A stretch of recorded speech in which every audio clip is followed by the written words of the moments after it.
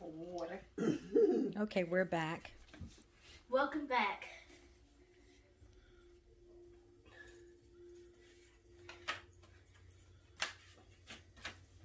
Do you have to be out here right now? Do you have to be out here right now? I took my earbuds out for a second and put my journal down on the step. Trevor looked up from his book. It's my porch too. I'm on my side. Trevor's family lived on the left side of the house. He was currently sitting on the left side of the wooden porch steps. As if to make his point, he scooted even closer to the left railing as he touched it. I didn't have a good argument, so I scooted even farther to the right of the porch steps. I put my earbuds back in and raised the volume a little bit more, letting Stevie Wonder's singing fill my ears. Voice fill my ears. I picked up my pen and started to write.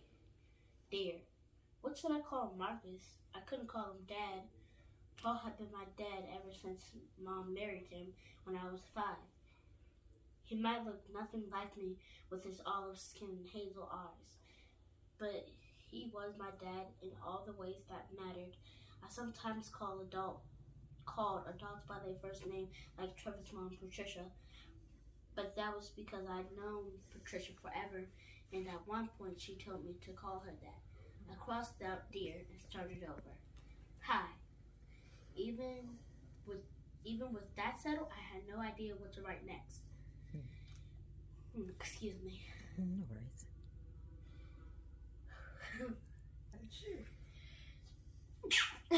Bless you. Thank you. I got your letter, I began. I was really surprised since I never thought I'd hear from you. There was a tap on my shoulder, so I looked up. Trevor had scooted down toward my end of the porch steps. Now he was clearly in my space, with Butternut happily wagging his tail next to him. Trevor's mouth was moving, and when he realized I couldn't hear him, he pointed to my earbuds. I yanked them out. What do you want? What are you writing? He asked. Are you kidding me? I stood up. What? Trevor rolled one of his eyes. I'm not talking to you. Why not? Because, I said. There's not a reason, Trevor said. Butternut barked and jumped up on my leg.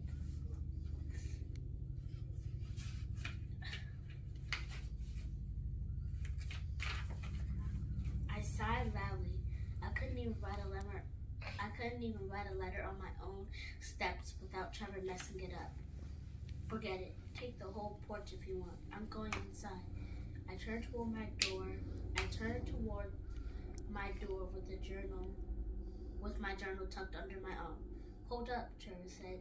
I took a deep breath and got ready to yell at him to get a clue already, but when I faced him, he was holding Marcus's letter, which must have fallen out of my journal. It was unfolded and he was reading it.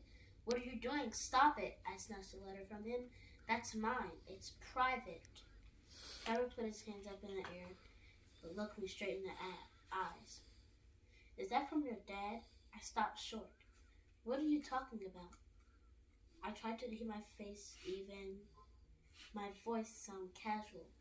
Your dad's in jail. Trevor paused, and then said, he's there because he killed somebody, right? My breath caught my throat. How do you know that? Even though Trevor and I used to be close, I never told him about what Marcus did. I didn't want to talk about it with anyone. Trevor, Jasmine, and Maya knew about my birthday was in prison, but not why. I hated this person related to me was a monster. I hated that this person related to me was a monster, a murderer. It made me throw up. He could be locked up for the rest of his life, but there was a chance he could get out early for serving 25 years. It was called parole. Parole. Mm-hmm. I sort of hoped that wouldn't happen. Trevor shrugged. Your mom told me once. They were in our kitchen and I was coming down the hall. They didn't know I could hear them. When? I asked. Trevor thought about it last year or something. You never told me. I didn't know if you knew. It seemed like a secret or something. Oh, I wasn't sure what else to say. Trevor stepped closer to me. Why aren't you talking to me? And why didn't you invite me to your birthday? There was a long pause before I said, I know what you said about me. His eyebrows scrunched up. Huh? I didn't want to repeat the words. Plus, I was in the middle of something and Trevor was getting in the way. Again. I don't have time for this right now, I told him. Before Trevor could say anything else, I turned around and began to storm inside. Then I remembered something important and turned back.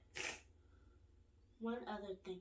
You better not tell anybody about the letter. Seriously, you could not tell anyone. If you do, I paused. I'll never ever forgive you. I won't tell, Trevor said, his face serious. Even though you won't say why you're mad at me, you can't ignore me forever. Watch me. Before Trevor said anything else, I went inside, Butternut trailing behind me. A moment later, I heard Trevor's storm door creak and open and close. With my journal and Marcus's letter in my hand, I ran down the hall to my room. Now I could focus on what really mattered. That was chapter 4. Yay! Very good. Very good. I like that book. That's a good book. So now the host will take any questions that you have about what you heard. What do you think will happen between her and her friend? Do you think they'll make up? I think they will make up sometime soon. Okay. Any other questions? I love the book. It was really nice. I think I want to read that book. Where did you get the book from? I actually got it for a Christmas present. Oh, that's a nice book. Yeah. I think I should buy it. It sounds very interesting. Because I like reading books.